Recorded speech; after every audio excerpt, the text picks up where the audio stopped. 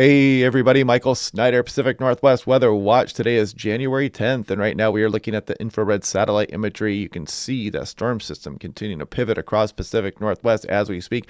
Very cold Arctic air, kind of showing up as cloud tops here, but this is actually picking up what is at the surface here across portions of Canada. This is going to be sagging south here as we go through the day today into tomorrow, then eventually leaking out across some of western Washington. And then we're going to have another storm system with this subtropical moisture here try to move into the west coast somewhere here, and we'll show you the latest on the weather models with that here in a moment. And this blizzard warning goes on into this morning here, and then we should be kind of calming things down a little bit here, but still, have your wits about you. There's still going to be some snow flying across the Cascades and some gusty winds. Now take a look at the National Weather Service. This is kind of like a cover CYA forecast here, because you can see the Seattle Metro, they're calling between some of the ensemble members of the GFS showing 11 inches, but the actual mean and what's expected is much closer to an inch here. And you can see some big amounts still across the Cascades here as we go all the way on in through this weekend here. But you can see just the wild variations here and lesser amounts north here because the storm has been trending further south. And we'll look at that here in the weather models coming up here.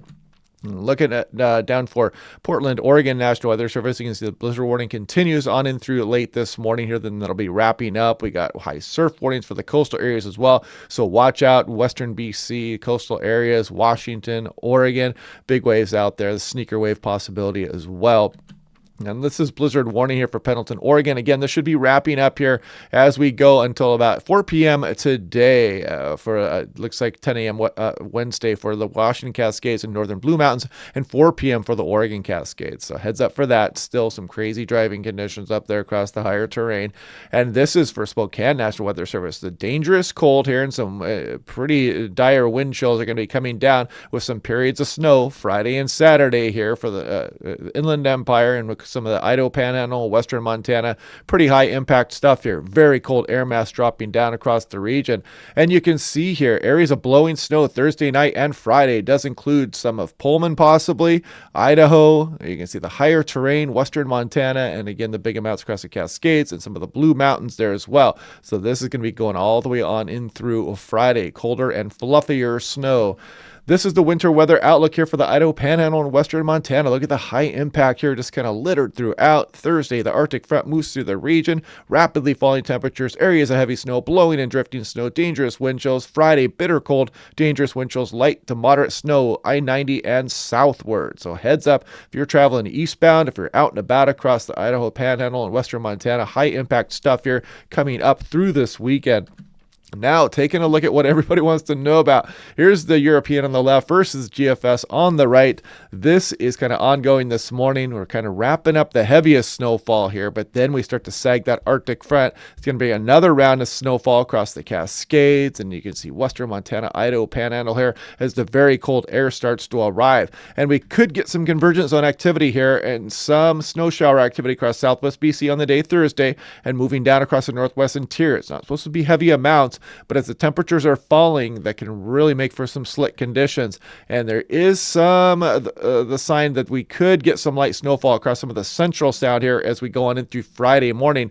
As you can see, the GFS and the European. Then the next system arrives. And it's going to be plenty cold enough for snow by this point here. As you can see, the next storm system rolling in here, and I'll show you the temperatures here in a moment. But look at the GFS, again, further north. This battle's been ongoing for the last few days. The European showing the system moving more into Oregon versus Washington and southwest BC, but there could be a dynamic snowfall here down across some of the northern Willamette Valley if this lines up what the European is saying or the GFS. And the GFS continues to include Seattle in that snowfall incoming here. And now we're going on into very early Saturday morning, and you can see this would just be a bullseye for quite a dynamic storm. Seattle south through Portland here, perhaps some ice and some freezing rain out there as well, but the European much further south with that storm system, as you can see. I mean, what a big difference here. This is going to have huge impacts on which model is going to be correct. I mean, it looks like the European is probably the best bet at this point. The North American model also shows most of this energy moving south into Oregon. I'll show you that here in a moment. But this is the 12Z GFS. This is hot off the presses. This just ran. And you can see the Arctic air sagging. And then as we go through the day Thursday, potential for some light snowfall, which could create some hazardous conditions all the way down to the lower elevations across northwest interior and southwest BC. see. We're going on through Thursday afternoon here, and some of the snow could be flying across the Central Sound. So we got to watch out closely for that because it only takes, a half an inch to an inch of the slick conditions and then dropping below freezing to cause, some nasty ice on the roadways. And then here goes the next system. What's it going to do? You can see it rolling in here as we go through Friday night, impacting again Northwest Oregon, Southwest Washington, and it does again include Seattle as we go through Saturday morning. What a completely nightmare of a forecast here, because this would be such a high impact event that you can't just throw the GFS out completely, even though the European wants nothing to do with Western Washington or Southwest BC. You can see this very dynamic storm continues to show up in the GFS. So in the case that it's right, we have to kind of pay some attention here, and we'll be watching this over the next couple of days. I'll probably do a live stream tonight, and we'll kind of look at the newest weather models here, because this is just kind of a maddening situation here of being a forecaster in the Pacific Northwest. This is the North American model, the high resolution, and you can see as we go through the day today and then on through tomorrow morning, we start to pick up that snowfall again across the Cascades. We get some onshore flow with that cool air aloft kind of moving down across British Columbia here, and that sags, and maybe some light snowfall into the Central Sound, Southwest Washington. We'll see how this goes, and then that next storm system starts rolling in here, and the North American model kind of, again, you can see it kind of highlighting Oregon there and some of the Willamette Valley. So somebody's going to be happy out of this system somewhere across the northern Willamette Valley or maybe up towards Seattle, but the Cascades are going to get hammered as well, and very cold temperatures east of the Cascades. Now, taking a look at the North American model, this goes out a little bit further. This is not the high resolution version here, but I want to show you what's coming here. And you can see the next system rolling in here, and it also calls for the storm to move down into Oregon here. Kind of a couple of waves there, but you can see it keeps some moisture south. So that's kind of what I'm leaning towards right now. I'm not expecting a big snowfall in Seattle as of this moment here, but that can still change. We'll be watching the models closely, but as you can see, the North American and the European are both favoring that southerly track. The GFS is kind of the outlier there.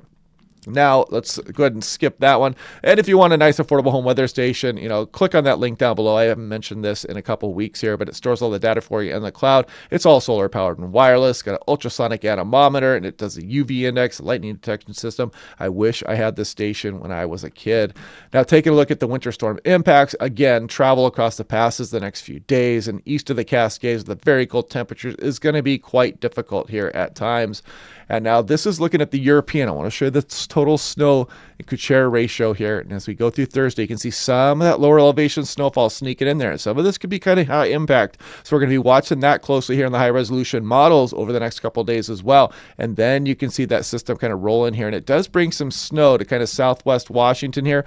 The thing about this, the European bringing that in further south, a lot of that cold air doesn't quite get in there. So the storm system would not be as dynamic, but you could still get some snowfall in towards the Willamette Valley. Now, taking a look at the temperatures. This is the European as of last night.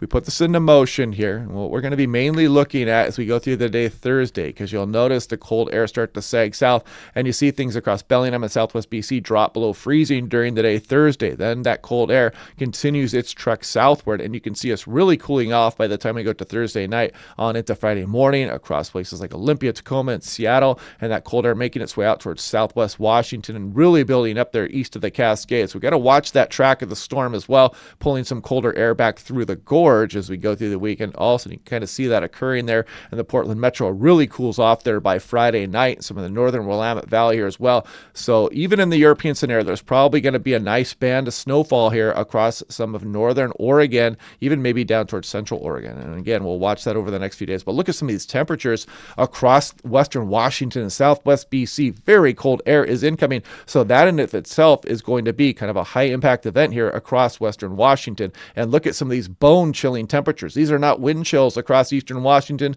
and the Cascades in British Columbia, Idaho, Montana. Eastern Oregon is going into the icebox here, folks. Look at this, some below zero temperatures showing up by Saturday morning. Now looking at the North American model, high resolution. This is just kind of going through the timing here as we go through the day. Thursday, you can see anytime in Thursday evening here for Seattle And, it goes without saying across southwest BC, look at very cold air driving down as we go on into Friday morning here. And you can see it drop down into eastern Oregon by the time we get towards Friday afternoon. So, yeah, very chilly air is on its way, folks, and that's a good thing. It can help kill off some insects and things like that, too. This cold air, but it can be high impact and pretty dangerous for some of the homeless population. People leave pets outdoors, sensitive plants. You guys know the drill. Now, looking at the European, we've been watching this for several days now, so just kind of showing you we just missed. I mean, this polar lobe, if it had just come out a couple hundred miles more, it would have really brought some nice snowfall across some of southwest BC as we go through Thursday. And it looks like that is going to be a miss. But some of that colder air will try to leak out, between 5 and 10,000 feet and try to create some snow showers still, but not looking at deep snowfalls with that arrival. And then kind of a torturous thing for places like Western Washington, which will be plenty cold, but that system looks like it's going to swing south. So kind of a miss with the first punch, and the second punch, another miss as we go through the weekend. But we'll see how that goes. We still have a couple days. It's only Wednesday right now, and that system moving in Friday. We still have a couple days to look at things. Now, looking at that at 850 millibars, I want to show you something here. So as we go through the day Thursday, you can see the offshore flow start to occur here. Starts coming down the Fraser River Valley as we go on in through Thursday night and Friday. And you can see some of this air at 5,000 feet does spill off across the higher terrain. So maybe that'll kick up some of that light snow that could bring some interesting weather there. But if we look at 10,000 feet, go on in towards Thursday, and you can see that really doesn't make its way out over the water, maybe across some of western BC towards Haida Gwaii, which could stir up some of the snow showers there. But for the big snow events, you need this to come a bit further out over the water to create that cyclogenesis, to create that low pressure system, to throw moisture back up over that cold air that's incoming. And if we look at 500 millibars here, you'll clearly see why we're not getting that dynamic Arctic outbreak on the arrival there, at least snow-wise. And you can see it kind of holds that colder air back across the terrain and not out over the water there. And this is at 18,000 feet. So at the lower levels, that cold air is sneaking out. It's still going to get very cold down at the surface, but we're not getting that big cyclogenesis with the arrival of this polar lobe. And this is looking at the pressure map here. So as we go on into Thursday, you can kind of see it does this a little slight troughing here as we go through Thursday night on to Friday morning. So you can't rule out some of those snow showers through Friday morning, but not a big snowfall event there. And then the next system passes down into Oregon here. So, for my friends down in the Willamette Valley, Portland here, you still have the potential for a fairly high impact snow event as we go through Friday night on into Saturday. And looking at the visual representation of this Arctic air, this is last night's European run at 5,000 feet. You can see that Arctic air mass just sagging south across the region. So that is what's bringing that very cold air here, pegging the scale there as far as the temperature anomaly is concerned. And this is looking at the GFS. So also, the GFS keeps showing that snowfall here for Seattle and some of southwest Washington here. And as we go through the day Thursday, you can see the temperatures cool down as we get towards Thursday night here and kind of sag in these 2-meter dew point temperatures here. That's that sign of the Arctic air mass. And then you can see the GFS wants to bring that warmer tongue right into northwest Oregon, which would be an extremely dynamic system. Just a battle of air masses here, and would be spreading snow back up over this very cold air mass. So I know the snow lovers are definitely rooting for the GFS this round. We'll see how this trends over the next couple of days. Every time a new GFS runs, I keep expecting this system to be further south, but it's not giving up on it just quite yet, but it doesn't look great. I do not like the look of the European continuing to trek a little bit further south with each run. And looking at the GFS, it's a fantasy forecast here, but just kind of showing you that look at some of the snow amounts would drop across southwest Washington and even including the Portland metro there as well, and may even spread some back up towards the Everett area also. We'll see how that goes over the next couple of days, though. It's not looking great. And we're going to skip the NAM 3 cam, and I've showed you the European, but look at the European ensembles for Seattle, Tacoma. It's really backed off again with the southerly track of that storm. Maybe some very light amounts here as we roll through Friday night, and you can kind of see the arrival of that Arctic air on the day Thursday and Thursday night, maybe a little bit there. there, which could make things slick also. And this is the GFS, though. You can see better chances for Seattle, but still some of the ensembles are picking up on the southward track of that storm as well. And this is the National Blend of Models, has also backed off here for Southwest BC and Western Washington, but it still shows some of that precip getting back up over the Seattle metro here, and still that potential for high impact snow across some of northern Oregon here as we go on in through the weekend. This is Portland, the European. Again, kind of the hit and miss signal there as the storm continues its southward trek in some of the model runs, but it does show the potential for some dynamic snow as we go through the weekend. This is the GFS, very snowy solution showing up there as well.